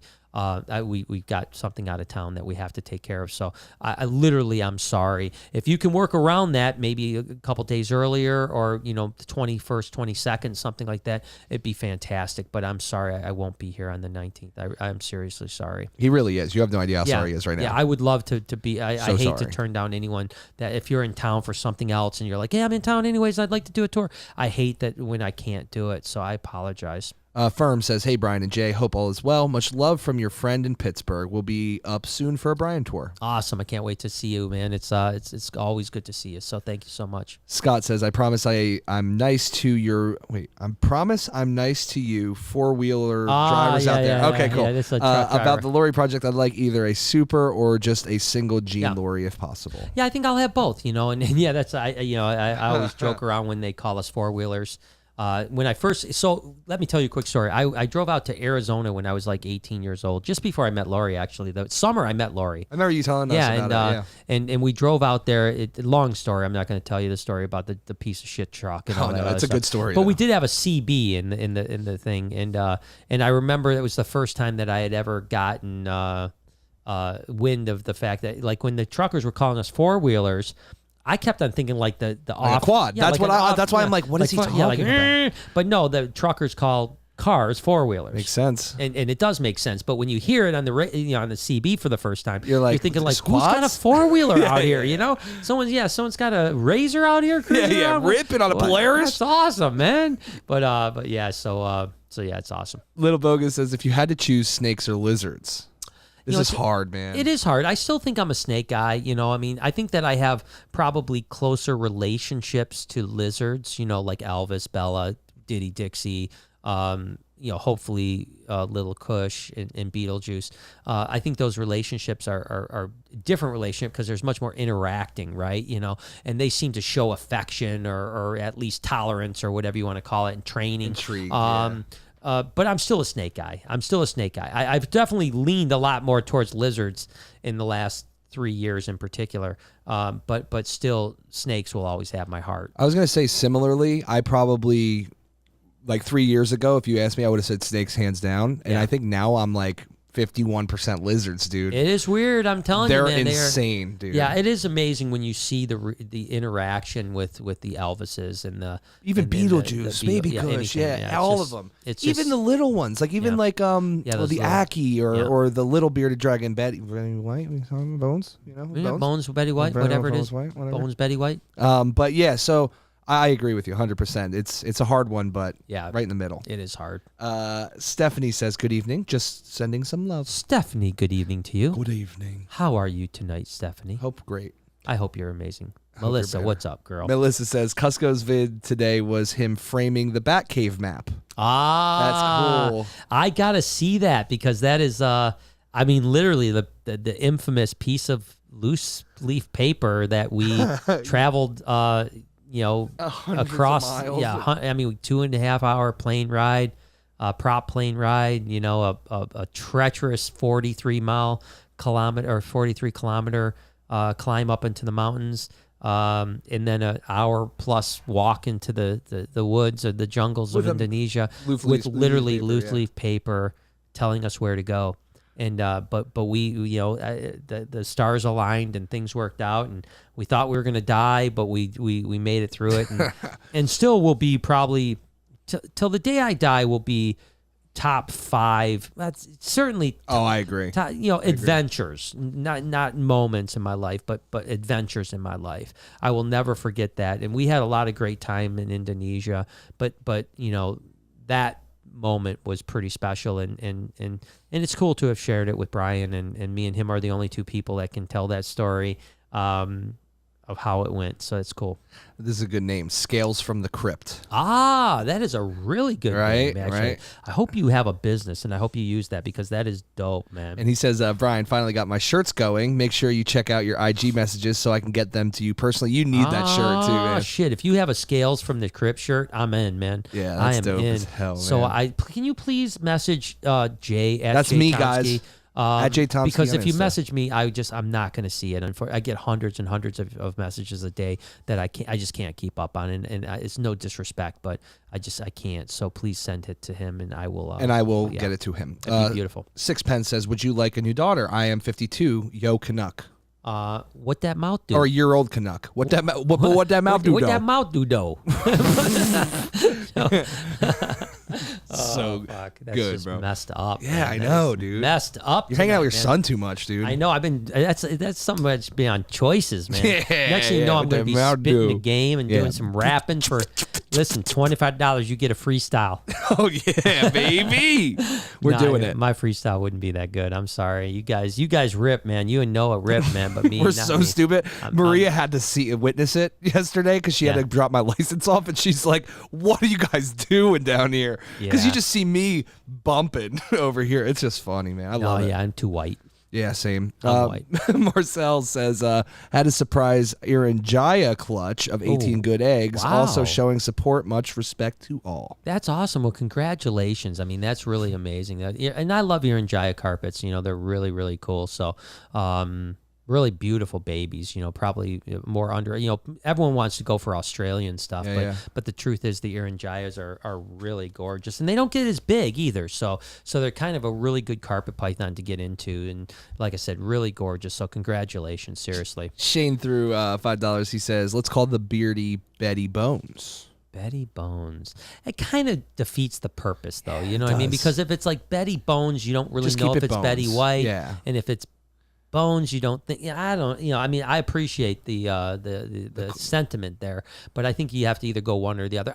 This is what I think. I think we go Betty White on the female. We get a male. That's Bones. I agree. And then we got Bones and Betty White, And then everyone's happy. And then everyone's happy. Solus Honky threw $1.50 just for love. What's up, We miss you, Solus. Yeah, it's been a minute. Solus, what you been up to, He's been man? fishing. Dude, he sends me pictures all the time, dude. He'd be out there fishing. He's just out there fishing? Fishing, taking pictures of lakes and reflections. Man, I wish that I had a life like that, man, where I could just be hanging out doing nothing, man. So, but no, that's good. Well, thank you, guys. I appreciate your super chats up now. Keep it coming. If you guys have any other questions, always happy to answer questions. I can also keep on rambling about stuff. Yeah, dude, let's go. Let's talk about some stuff right now, dude. What we got? Yeah, so like I said, if you guys anything, just hit me up on Super. I mean, I think that again, I'm pretty excited about the future with obviously the potential expansion. And when I say potential, it's just because you never know, right? You know what I mean? Like, you got to go for it, but you never know if it's going to be the right decision. And you've got, I always say, like, I'm checking the boxes, right? But there's 100 boxes, and we've checked 5. And each box is not like just one box. It's box, but then there's like point A, B, C, D, and E on each one. And so, the one thing I think with business, and I'm a firm believer in this, is that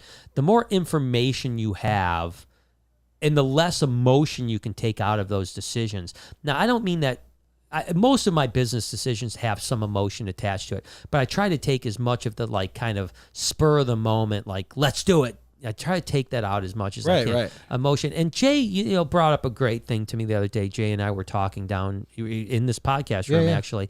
And I was saying, like, it's scary because, I have money right now, and I'm going to spend almost all of my money doing this expansion, probably, I'm sure, well over $1 million.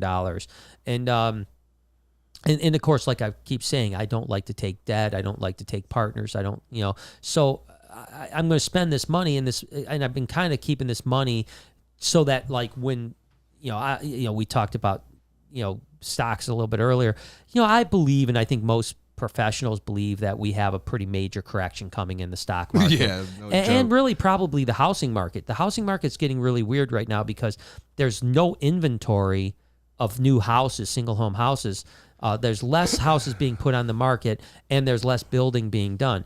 That being said, we also have the largest potential foreclosure since 2008 looming, with the government pushing off the ability for the banks to kick people out.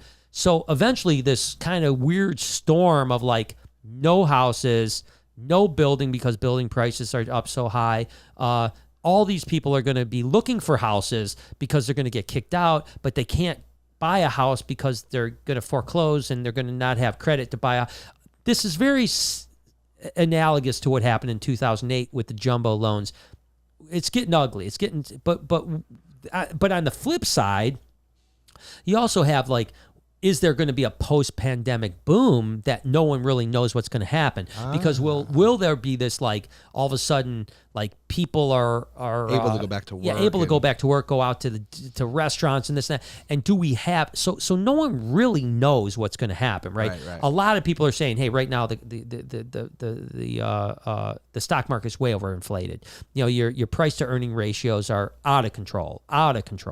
And usually, when you look at a moving average, where we're at right now, we're looking at a 40 to 60% correction in the stock market. If you look at the last 100+ years of the stock market, where we're at with the moving average. I wanted to have that money ready to chunk into the market when the market fell out, right? You know, like when things go down, like we go back to 2008, we go back to, a couple of the doomsday, things. And man, if I would have had a chunk of money, I could have bought that. You put $1 million into the market, that $1 million turns into $5 million in 5 years. But so I'm like in this thing, like, do I want to spend all my money doing this expansion and then miss the opportunity for maybe, because we don't know. No one knows. Like I said, there could be a boom. You're not wrong. Because people are so like, I've been tied up for a year. I have the savings, and I don't care about my savings anymore. Like I talked to the guy. Life can change in a wind. The guy I talked to today, the construction guy, literally told me that he caught COVID back in December and was messed up for 4 weeks. Wow. You know, he said he was down for 4 weeks, and then it took him a couple months. Some people know what this is. You get brain cloud with COVID. Yes, I've heard that. Not everybody, but some people. So he said it took him a couple months to just feel himself again, right? And he said all of a sudden he was like, I just realized, I'm going to start living my life again. So we don't know what's going to happen. But then Jay told me, which is really true, is the truth is that if I put that money in the market and made a ton of money, all I'm going to do with that money is expand the Reptarium anyways. Yeah. You know what I mean? Like, it wasn't like I wanted the money so I could, because get a Lamborghini. Because anyone knows me knows I'm not a lavish guy. I don't spend a lot of money on myself. I don't need a lot of things. I don't need to be surrounded by things. So, like, what difference does it make? And that really, Jay's talk with me really did help me kind of feel better about my decision to say, let's just risk all the money I have. Let's do this expansion. Let's, and I've likened it to like, listen, I'm not trying, I don't want people to take what I say out of context because that's what happens all the time. Yeah, of course. But like one of my heroes is Walt Disney. And the reason why he's a hero to me is he had a vision about bringing this amazing experience to people, an experience that was magical, and he did it. And it was all in his brain. I want that same magical experience based around animals, right? And the Reptarium, the aquarium, all the things that we're doing are based on like people coming in and going like, oh my gosh, I did not know this was going to be as cool as it is. And I keep thinking about that. So in the end, if I'm broke, but I have that, I don't need anything else. You know what I mean? Like, I don't need anything else. So I'm pretty excited about the future there, even though it's taking a while. I can't wait till the first time I can show you guys a artist rendition of what the place may look like. Dude, I can't wait to fly be ridiculous, drone over this bitch, dude. I'm so excited, bro. Can't wait. Can you imagine the first days of going? But anyways, we're a long way off, guys. It's scary as hell, man. I mean, I've been doing this for my whole life, but I've been swinging for the fence my whole life too. Yeah. I've been broke, I've been wealthy, I've been broke, I've been wealthy. And it's always scary to know that you may be broke again because you're going to swing for the fences. But at the same time, if you don't, what the fuck do you have? You know what I mean? You only got the one chance to do it. You know what I mean? You got one life. Yeah. One opportunity. Seize everything you ever wanted. Mom spaghetti. Let Rose Burn says, can you shout out Michael Wall? Just lost his job for a stupid reason and needs some cheering up. Michael Wall. Love you, bro. Michael Wall. Don't listen. You can't jerk it at work. You can't be jerking and working. Yeah, Michael, get that. Come on, dude. Get your Peter back. Come on, man. No, so listen, Michael. Someone told me this a while ago, and it really was impactful to me, right? And this is what they said, is that if you lose your job, how do you know that losing that job didn't just give you an opportunity to do something you wouldn't have done if you didn't lose that job? So true. It's the same thing about a girlfriend or a wife. Yep. If you lose your girlfriend or wife, you may be devastated, but how do you know you didn't just meet, give you the opportunity to meet your soulmate? To someone that's going to extreme. You see what I'm saying? Like, it's so the what building, I'm saying is that right? I know when things are happening, much like I talked about earlier, when I got kicked out of that building. Initially, it thought like it was such a terrible thing. Turned out to be such a blessing in disguise. Not only did I find a building I was so much more happy in, but then the travesty would have happened if I would have stayed in that building and the roof got ripped off and maybe I would have killed all my snakes. You see what I'm saying? So it sucks. I'm sorry, but you're going to pick yourself up. You're going to be better. And maybe you might be better. In 6 months from now, you might be going like, holy shit, I'm so glad I lost my job. You will most likely guarantee it. Yeah, and I'm so glad I lost my job because now look at this opportunity. At the same time, maybe it's an opportunity to self-reflect. Number one, why did you lose your job? Number two, is this the field I want to be in? If this is a time if you want to change now. Yep. Maybe you're like, I hated that job. That's why I lost it, because I didn't like doing what I do. Now, but I've always wanted to do this. Now, go ahead and do it. This is your opportunity, man. So true, Take a look at it. Go do it, man. Attack it. No, it's so true, man. Even when I moved to Florida, I was super bummed out because I'm leaving all my friends, my family, places I knew, memories I had. But it led me to being able to go to Gatorland, meet you, which led me to come here. I mean, it's something you would never expect to have happened when I left New Jersey, you know? Yeah, and that's the thing. You never know what bricks fall in a way that changes your life forever, and that's so I mean it's tough for me because I am kind of practice what I preach and not what I do type of guy right now, because I still worry because of anxiety, and it's part of the disorder, but I do, just like what I said years ago when I had bad anxiety and then got better. I said I was so glad I had that bad anxiety because it changed my life forever. And I believe that, although I'm still struggling and it's not always great right now, I do believe that will happen again. If it's 6 months from now, a year from now, when I'm completely beyond the anxiety, I will think that I also am happy I went through what I went through, because it will bring me to another level. It sucks when you're going through it, and I feel for you, brother, but you're going to be okay. I love it. Tyler King, our boy, he's from Wyoming. He came here. I hope his spurs are sharp still. I hope so too. He says, "Love you two guys. Hope all is well." I hope you're good too, my man. Yeah, he texts me all the time. Yeah, I like him a lot, man. He's a good dude. Who would have known a weird random encounter of hey, I'm gonna go meet he's this just kid upstairs. Yeah. You're you're lucky you had ginger dreads, bro. You're lucky, man. Yeah, he saw you from across. Yeah, we're gotta get this guy on the podcast. Love it. Melanie says, "Happy Easter. Hope you are having ribs." You know what? It's funny. Did you hear? Are you guys doing it? Yeah, it was on the podcast. Yep. Literally, Noah was picking up ribs today. Hell yeah! I didn't know he was doing it. Yeah, we were picking up. We got the good old Victory Inn Smokehouse right by the house. We called them up earlier, said, "You guys got ribs today?" And they're like, "Yes, we do." So we're gonna go pick up a couple slabs of ribs, a couple other things, and Barczyk's about to come in, baby. We're bringing the rib party, man. Becky Galan says, "I started saving for my Reptarium trip, and hopefully it will be next summer. I will definitely need a Brian Tour Deluxe package, whatever that is." Oh yeah, we'll get you. You got you. You don't even understand what that deluxe. You don't package even know means. You don't know about Brian's deluxe package. You don't even know that deluxe package. It's giving me 2 kids. 2 kids, baby. 2 kids. That's a powerful one. But got a lot of power for out. Can't wait, man. That's awesome. No, I can't wait. I really do hope you come. We'll have a great time. I promise you. Master Saber says, "Have you seen the Godzilla vs. Kong movie? Plus, do miss the new Godzilla anime, or I guess don't miss the new Godzilla anime that came out from Netflix, Godzilla Singular Point."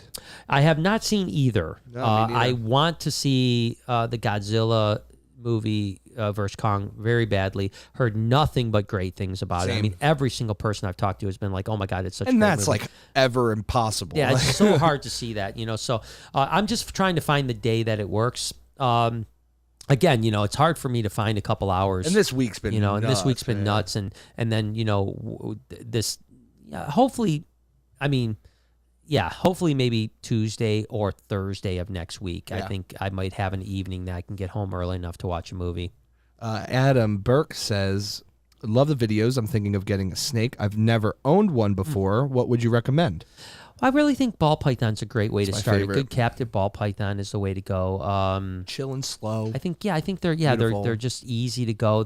Because when you haven't had a snake and you're holding a snake for the first time, it can sometimes be a little bit traumatic to have it real quick. Yeah. You're like, "Oh, it's going to get out of the way." Yeah. And ball pythons are mainly the pet rock of the snake world, and they're just usually really easy. So that's just always my suggestion. I agree. Potterhead says, "I don't want the crew to hate me if you change the name, but I do agree. Female equals Betty, male equals Bones." See, I know I like you, Jared. Yeah, you're smart. You got a sense to you. Yeah, you got a sense to you. My Truth in My Life says, "Hey, Brian and Jay. Hey, Brian, this is Leslie Williams from Tacoma, Washington. I'm working on the picture. I wanted to know how you met Lori." What does that mean? Working on I feel like I've heard Tacoma, Washington recently. I know, what did you just say about it? I feel really bad about like not knowing like what that means, like to decipher but the thing is that I know you know what it means because I remember you telling me about this, and I'm trying to figure out. And I can't remember either truth. I'm working on the picture. So how did we meet? So we actually, it was on, ironically enough, on Lori's 18th birthday. I was 19, she was 18. You were waiting. And yeah, no, I was waiting around the corner for that. I didn't even know who it was. As soon as she blew out them candles. Yeah, she's like, all right, you're 18. It's on the party. I was knocking on her window at 6 in the morning. Hey, he turned 18. It's 12:01. Knock, knock. Guess what? Legal now. No, I didn't even know who she was, to be totally honest with you. But what it was one of my very dear friends that we hung out almost every single day. His girlfriend, who ironically enough, so weirdly enough, is Jeff and Kathy. We ran into them like 3 weeks ago. No way. And really? these are our friends from when we met. When I met. They're still together. They have kids and stuff like that. Wow, how cool is that? And we ran into them over by our house, and had a chat with them. So Jeff and me used to be really dear friends, and his girlfriend Kathy was really good friends with Lori. And I had never met Lori, and it wasn't like they were trying to hook us up or anything like that. Me and Jeff went to a party where Kathy and Lori were, and it just so happened to be Lori's 18th birthday. Well, Lori was drinking pretty heavily that night, and yeah, I know, 18. Sorry, sorry, she was underage. Yeah, back in the day. But hey, we did stuff like that back then, and still do. But and still do. It's fine. Yeah. It's not a big deal. Ask Genevieve. Yeah, Genevieve. No, but so I met Lori. And I just immediately was like, oh, wow, I'd really like to get to know her more and blah, blah, blah. All kinds of different stuff. So anyways, the next day I called up my friend Jeff and said, hey, can you ask Kathy if we can go out with Lori, maybe double date or something like that. And, of course, Kathy calls up Lori, and Lori literally does not remember meeting me. Who? Like, a guy with long hair. What? Like, who is this guy? And she begrudgingly went out with me on a couple dates, and then we dated. Weirdly enough, we dated for a couple months. Sometimes together, sometimes just me and her. But and then ultimately, after a couple months, she actually said she didn't want to date me anymore. No way. Swear to God. So funny. She was like, yeah, I just want to take a break. I want to just be friends. I love hanging out with you, but I really just don't want a relationship right now. And I was like, okay. So we ended up being friends for probably 3 to 5 months, where we would just talk most days and go out sometimes and do things for fun, but just as complete friends. And then slowly it became more than that again. Yeah, you eroded her. They call it erosion. Erosion. Yeah, that's my way. Yeah, I'm like the freaking Egyptian. I'm like erosion. The wind. I'm like the wind. I'm like the Sphinx. Water. I'm a sphinxter. I'm the sphinxter. Six Bed says, what's the smallest snake species you sell? I'm guessing Antaracea, no? Oh, no. Maybe garter snake. Male garter snakes. Probably male garter snakes or male hognose. Those both stay, adult male garter snake is maybe 8 to 10 inches. Adult male hognose is about the same. Oh, sweet. Yeah. Maybe 10, 12 or something like that, but not big. Very small, too. Pencil. Bram Van Leer says, hi, Brian. Wanted to thank you for inspiring me. Right now, I have an internship researching amphibians. I really enjoy it, and it helps with my anxiety. Well, that's awesome. That's good. I'm glad it helps with your anxiety, and it's cool that you have an internship like that. That's awesome. It's just don't take that for granted, man. That's awesome. I mean, it's cool just to be able to work with animals, no matter what you're doing. It doesn't matter what it is. And I really thought when I was a kid that I would probably be in a lab somewhere working on stuff. I really did. I didn't expect myself to be in the path that I've went down, and nowhere in the million years would have I expected that I'd be sitting on a podcast Saturday night talking to all you folks. I mean, that wasn't. I mean, that was even podcast. It wasn't even. Didn't even make sense. Yeah, I mean, radio was the only thing that happened. There wasn't even TV when I was a kid. What's a light bulb? Yeah, back in Orson Welles days. You know what I'm saying? Yeah. J.P. Morgan was my cousin. Heinrich says, hey, Brian, I got this 8-year-old corn, but she looks kind of skinny. What is the best way to feed so she gains some weight? How do I know if she has enough weight? So there's a couple things. First off, you can feed one of two ways. Best to feed smaller meals more often with corn snakes rather than a larger meal less often. I would feed twice a week. and I would feed a meal that is at least enough that you're going to see a lump. Not a big lump, but you're going to see a lump. And if you feed that twice a week, you'll start to put, and then every time you get to a point where you don't see that lump, increase the amount of food. Yep. Increase the size of the It's prey, great that right? you're saying that too, because it's hard to find an answer for that thing, about when do you switch to a new size? Yeah, you switch to a new size when you feed that animal and it has no lump at all. I love that. You want a little lump. You don't want a huge lump unless you have an anaconda. If an anaconda can have a huge lump, a retic can have a huge lump, Burmese can have a huge lump. But corn snakes and king snakes, if you feed something that has a huge lump, they're going to throw up. Yep. So you want a little lump. You don't want no lump. And I would feed more frequently to put more size on it rather than once a week, big meal, because there's more chance of it throwing up. Scottish Rob says, next time you come through Kansas City, I will set you up with some of the best ribs, man. Ooh. Whole crew included. All right, cool. Oh my gosh, we are on our way. Monday, man. We'll see you at 9. Yeah, we're leaving right now. How long does it take to get to Kansas City? About 10 hours, so we're on our way. High Desert Python says, he threw $20 to say, everything I do in this hobby is inspired by you. Thank you for providing the spark to get me going. I hit 4K subs this morning. I actually saw you hit 4K Congrats, this morning, brother. so congratulations, man. By the way, I literally, I was, I meant to wear your shirt today on the vlog. Get out, really? I literally came to work with the intention that your shirt is sitting in my office, and I had the intention of putting your shirt on today for the vlog, and then I forgot. So I apologize. Well, we'll get you. But we're going to do it. Hopefully I was kind of thinking of something. I don't know if I'm going to do it or not, because I don't know if I want. Not that I don't want to, I just don't want to feel like I'm like begging for shirts or something like that. But I was almost thinking like one day a week, like how I change shirts a lot in the vlog, is like one day a week wearing people's shirts. I love that. Like one day a week, it's going to be, shout out to all the people that send me shirts, not like that have businesses, like him. Not like but his shirt is really dope. The thing I like about his shirt, as well as this is logo. Well, I like the logo and everything like that, but it's a nice shirt. Oh, okay, it's okay. A nice good shirt. material. It's a good material. And that's important. A lot of people send really. When you do the Gildan and stuff, you can't be fucking with that. Yeah, I got a really cool shirt today actually that I really, really liked, and I will wear it. But it is a Gildan. Yeah, they just they don't wash well. They stretch weird. Like they never fit nice. Yeah, they don't shape. And body. You want that person to want that, like you want when you give a shirt to somebody as like a business owner, you want somebody to that's got to be their favorite shirt. Yeah, but his shirt is really good. Good shit. Seriously, it's really a good quality. So I will definitely, like I said, had every intention of wearing it. So I apologize. But I do agree with that idea. I like that, Brian. That's cool. So maybe we'll talk more about that. Yeah. Melody says, just wanted to take a moment to thank you for contributing or continuing to share your journey with mental health. I've been watching the vlog for years now, and it has been my constant source of inspiration in my life. When I need it most. Stay awesome. Love, Melody King. Well, Melody, I appreciate you so Beautiful much. name. And I think that it's, it's something that, I probably don't talk as much as I want to talk about because I don't want people to be like, oh, I've heard it all, whatever. But it's something that I want to always be a through story. And even as this journey is continuing to evolve, and life is easier, there are still times where it's tiring. You know what I mean? When you don't feel like sometimes. So the difference is 6 months ago, I felt 10% of myself.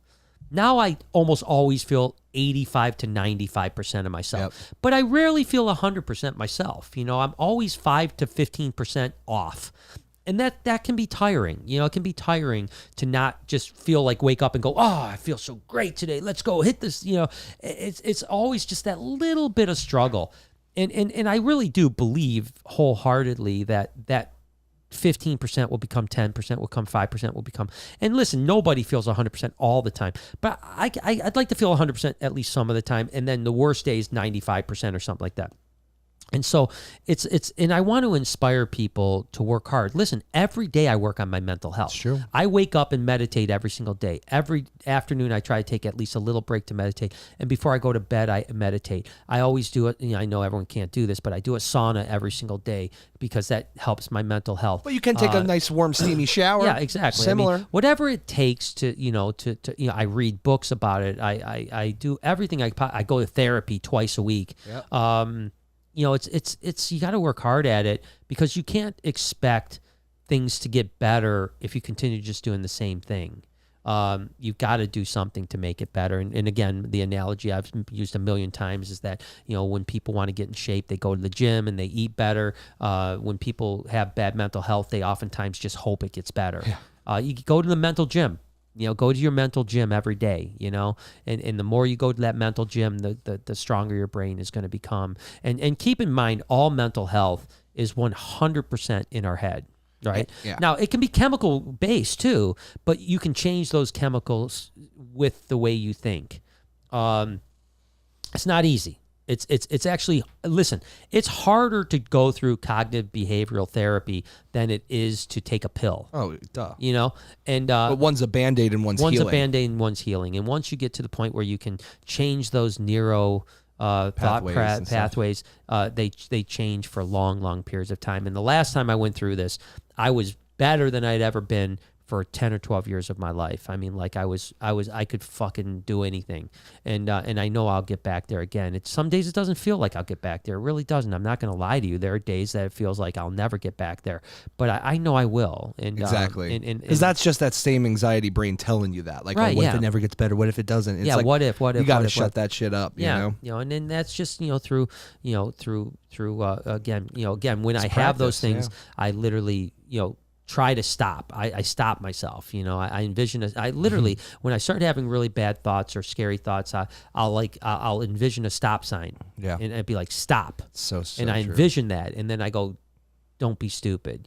Like when I had the vaccine, and I'll do the same thing this next time. Is I literally, every time I would think about like being a little nervous about the vaccine, I would tell myself to stop and give my permission to be nervous just before.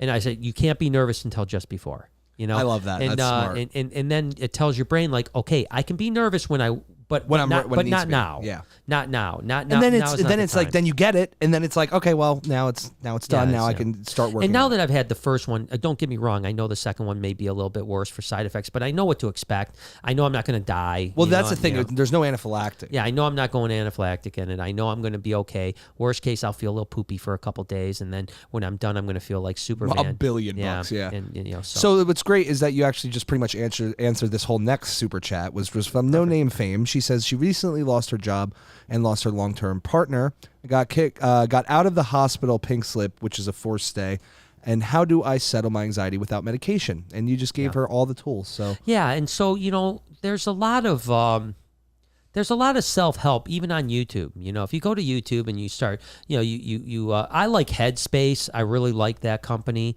a tremendous amount. There's obviously Calm is another company that's really good. I don't like Calm as much personally. I am subscribed to Calm monthly because it's like $10 a month. To me, it's worth it. But Headspace is also free. Or you can subscribe if you want. I do everything with Headspace for free on YouTube. But then you can start getting into, researching all kinds of stuff, on YouTube. And then you can get, if you have an Audible account, I don't have an Audible code, or I would give it to you, Brian Barczyk. I don't work with Audible anymore. But, you can, there's a ton of self-help books on anxiety and thinking and cognitive behavioral. There's actually a Dr. Burns, Burns, very, very, very, very respected psychiatrist in anxiety and depression. He wrote a book called something like when panic attacks is what it's called. When panic attacks. It's a cool name. Yeah, it's a great name, right? Yeah. For anxiety, and it's an anxiety book. So it's $10 probably on Audible. Get that book. When panic attacks talks a lot about cognitive behavioral therapy, how to go through things, gives a lot of real life practical things, and do things like that, and you're going to get better. My Truth in My Life came back. This is the one from Tacoma, Washington. Yes. Says the coloring book. Sorry. I commented on the podcast the other day. By the way, where do I tag you for the picture of the coloring book? And I do remember now. I would tag at the Reptarium and at Snake Bites TV. Both. Yep. Do both, because that way I'm going to see one of them. It's easier for me to see at the Reptarium because less people at me. Sometimes things get buried in my main account because it's a bigger account, obviously. But at the Reptarium usually does it, but I can't wait to see what you color. That would be awesome. Yeah, that's so sick. V-Dog says, is getting bit by a snake a lot like having an injection? I'm a type 1 diabetic, and I'm used to needles, but I'm scared of being bit by a snake. Need to get over that fear. It's way easier. A snake bite is way easier than getting bit or putting a needle in. I agree. It happens quicker. the thought of it is way worse than the actual action. And I'm not talking about a 20-foot snake here. I'm talking about a ball python, a corn snake, a rat snake, or something like that. It is, I mean, I don't know anyone that's ever been bit, with the exception of someone that maybe like ripped away. As a matter of fact, Jason, our friend from St. Louis, he has a scar on his hand from a ball python bite. Oh, no way, really? But you know what the scar's from? No. He pulled back and hit the rim of the cage, and got cut on the rim of the cage. So it's from a snake bite. The snake didn't even draw blood. You know, there was no blood drawn, but he cut his hand. Yeah, it is a lot. It feels a lot worse before it happens, and once you get bit, you're like, oh, okay, my bad. Yeah, once you get bit, you're like, oh my gosh, this isn't nothing at all. Yeah, so.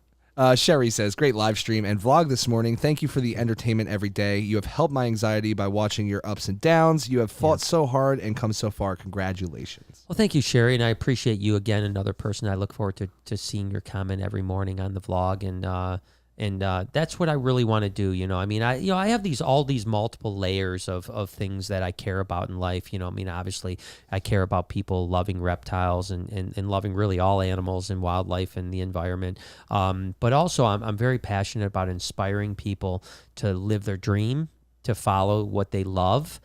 Because I think that life is so short that to me, it's sad, and I don't want to insult anyone. So please don't take it this way. We have a finite amount of time in our life, right? Some longer than others. You know, some won't have tomorrow, you know, others will live another 50 years.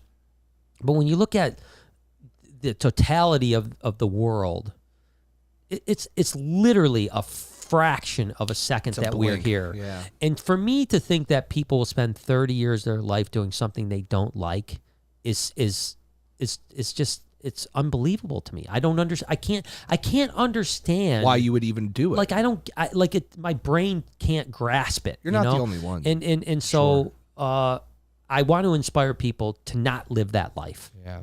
And even if your life is more difficult, by not living that life, you will still be happier in life. If you work more hours, if you don't make as much money, if you have to sacrifice things, so on like that. When you do what you love, or at least start working towards what you love and are passionate about, and every single person on the planet is passionate about something. Yeah. And every person that's passionate about that something, there is an opportunity to make that into a career, right? Doesn't matter. I love playing games. I don't like playing games, but let's say you like a video game. There's video gamers, there's vloggers, there's gamers, there's, hey, you can start your own company that sells merch for gamers. You can start your own skins for certain things. Yep. I mean, there's a million things you could do if you just aren't a good enough gamer to make that your profession. And the list goes on and on. It doesn't matter what you do. I like to quilt. Well, hey, you could open up a quilting retreat. You could write like quilting with a twist or something. Exactly. Anything. You could write a blog about quilting. Yeah, called In Stitches. Yeah, exactly. You think you need names? We got you. We got you. Focaccia. Focaccia. Well, you need names? Focaccia. We give you Focaccia and Ciabatta. But you're so right. But my point is that I want to inspire people. And then lastly, I want to talk about mental health, and I want people to understand that, it's okay to be in that spot, but it's not okay to be a sufferer, okay? And what I mean by that is that don't be the person that suffers your whole life because that's what you think you should be. You don't deserve to suffer. You don't deserve depression. You don't deserve anxiety. You do not deserve that, and don't tell yourself that you deserve it. Make sure you understand you don't deserve it and that you need better. And that's what I want to inspire people to understand, because there's a lot of people that suffer for anxiety for 30 years, and they're just really good at suffering. Yep. It becomes their new normal. Right. And that's not bullshit. That's bullshit. I don't agree. Be a sufferer. Don't do that. Don't do that. Don't be a more sufferer. Valuable than that. Yeah, that's your life value. is more suffering. So my point is those are the three aspects of my life that mean the world to me. I agree. Yeah. Scottish Rob says, I live with a lot of physical pain daily. Finding your new normal and learning how to adapt is a challenge, but I appreciate how you address that. And that is a whole different story. Yeah. That's a whole different story. I know a lot of people that are chronic pain sufferers, and I feel for you on a level that you don't understand. My empathy for you is insane, because I couldn't imagine waking up I mean, my gosh, I sprained my toe last week, and for 3 days I was like miserable. And I'm thinking to myself, like, could you imagine? My mom, dude, literally my mom got hit by a drunk driver when she was 18. Yeah. Had back surgeries, horrible spine my whole life. I mean, like my whole life she was in tons of pain. Yeah. It wasn't really until she got her last back surgery when I was like 16 that she even got slightly better. Yeah. And like that's how it is, man. I mean, she's lived with pain for 40 years, Yeah, and controlling pain is really difficult, I mean, I'm so thankful now that, the advancement of medical marijuana and now recreational marijuana and CBD has gotten to the point where it's really relieving a lot of people's pain. I love it. And I would say if you haven't went down that path, I would go down that path. Especially before you go through regular medicine. Yeah, you don't want to take medicine. Please don't do it. Yeah, and take a lesson from my mom. Don't do that. Yeah, and so... But I have an empathy for you more than you can understand because I don't deal with that, right? No. I'm a pretty healthy guy physically. Mentally, I have my struggles, but which is, you could make the argument both ways, right? You know, I know people that have a lot of pain that would never, and had anxiety and were like, I would take this pain over anxiety any day. And then, but on the other side, at least waking up, not, every time I take a step hurting, that's a tough thing to deal with. And I feel for you a lot. I really do. It's like the curly people with curly hair want straight hair. People with straight hair want curly hair. Right. It's almost the opposite of that, right? Yeah. JW Family says, hey, Brian, I'm a longtime watcher since the snake bites days. Wow. And because of you, I got into breeding ball pythons. What are your thoughts about Bill Haast or Haast? Or do you have any stories about him? I've never met Bill. I would have loved to. I think one of my favorite clips on YouTube is Bill getting bit by a king cobra on the Mike Douglas show. Oh, I think I've seen that. And obviously he was a legend and really a pioneer, and really kind of changed. I mean, you gotta remember he was a legend in a time when it was a lot harder to become a legend, right? Right. You didn't need a cell phone and a YouTube channel. You had to literally touch people, person by person, and he was able to do that for decades and decades and decades. So, tremendous amount of respect for him and what he did and paved the way. I'm sure a lot of reptile zoos, serpentariums, and even just knowledge, came from him, and obviously he also pioneered the self-envenomation a thing that on a level that is crazy, and I still am very curious about that. As people may or may not know, there's a tremendous amount of research on all kinds of neurotoxin, hemotoxin, cardiotoxin, in snake venom for curing things like Alzheimer's, cardiac disease, chronic pain. As a matter of fact, they're using proteins from king cobra venom, and they're saying that it's 100 times more effective than morphine with no addictive quality. Yeah, which is makes no sense. addictive quality. And it takes the pain away without the actual getting you Which high. Which would make sense because it's a neurotoxin, so it's already working on the nervous system. It's a couple tweaks and then bada bing. So, I mean, I think that the future is really great, and I think that Bill really paved the way for that, because he was self-inoculating venom. And my understanding is that he was not sick for like the last 40 years of his life. Never had caught a cold or flu or anything. That's hot. 100% never had a cold, never had a flu, never had any bug whatsoever. Now, he did have some other effects from the venom, like he had, like some motor skill issues and stuff like that. But again, when you're self-inoculating venom for 40, 50 years, that's crazy. You're probably going to have some issues, Tone Loke says, hey guys. Tone Loke, man, that's a good song. That's a good one, yeah.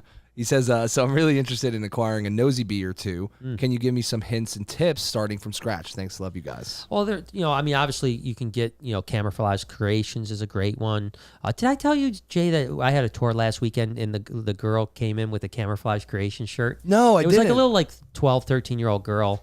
And they just kept one panther chameleon, or maybe two, that came from Camouflage. Oh, that's so cool. And so they were really cool tour. I had a really good time with them. So that, and then it's all about setup. You know what I mean? Yeah. Get a good setup with a misting system, Lots of branches and places to hide and close. Yeah, drippers, climbing things, UV light. Make sure there's a basking light in there. And once you get the setup down, they're actually really simple, and you'll do really well with them. Get a captive one that's well started, at least 6 to 9 months old, and you're golden. JW family came back to say, I love the old reptile keeper stories. I'm looking forward to asking more about them in the future podcasts. Wish you could do the Legends of Reptiles when the COVID is over. I really do want to do Legends of Reptiles. I think it'd be a really good series, whether it's on a podcast or if it's on Animal Bites TV. I don't know where that would live. I think it could live either place. I think that obviously the Legends of Reptiles might be better on the podcast if we can get them here, and that could be challenging because not all of them are, a lot of the legends are older and they may not want to travel. I don't know what the answer is, but I would certainly like to do it one way or another. So, because I love that. That's, the history is, even like YouTube, that's only been around for 14 years. I'm enamored with the history of it, right? I want to know the beginnings. I want to know what's going on now, but I'm really interested in the path of how these things happen. And, so something doesn't have to be old to be interested in the history, but that's always been my forte. I love that stuff. So yeah, we'll definitely do more of it. That's it right now, Brad Guy. Holy schmoly! Well, that's good. That's good stuff. I'm trying to think if there was something else that I wanted to talk about. I don't know. Can you think of anything, Jay?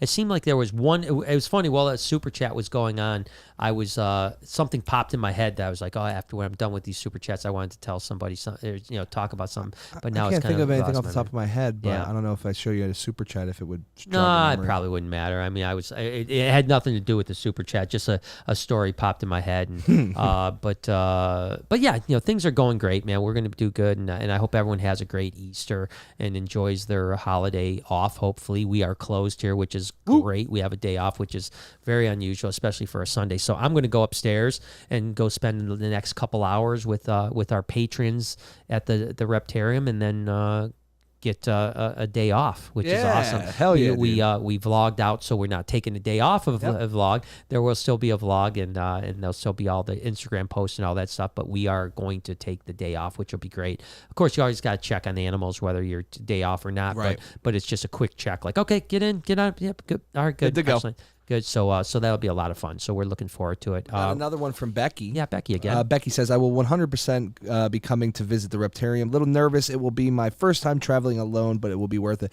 Traveling alone's fine. You'll be great. Yeah, we'll have listen, Becky, I mean, trust me, anything you need, we got you. Don't even worry about it. You'll have a great time. You need a chauffeur? I'll go to the airport and I'll grab you. Yeah, exactly. Yeah, I mean, he does a great, he's good at rubbing feet. Yeah, real good. You need a pedicure. Look at the size of his hands. Yeah, a little pedicure going on. He's got a foot fetish thing, Becky. Well, so yeah, be careful. Send feet. Feet are good. Show me your feet. Show me your feet now, Becky. Show your feet. No, but no, seriously, when you come, we'll have a great time. Don't worry about it. Seriously, we're gonna treat you like a queen. Hell yeah. And happy Easter. Yeah, happy Easter, guys. Thank you so much for joining me. I really do appreciate it. We'll see you guys next Wednesday in the podcast. And of course, we'll see you tomorrow on the thing. Remember to join at Reptile Army. Wait, we got one more. Simple Man. Simple Man says, have a great Easter and hope you have a great night. You too. So, yeah, send an email off, join at Reptile Army.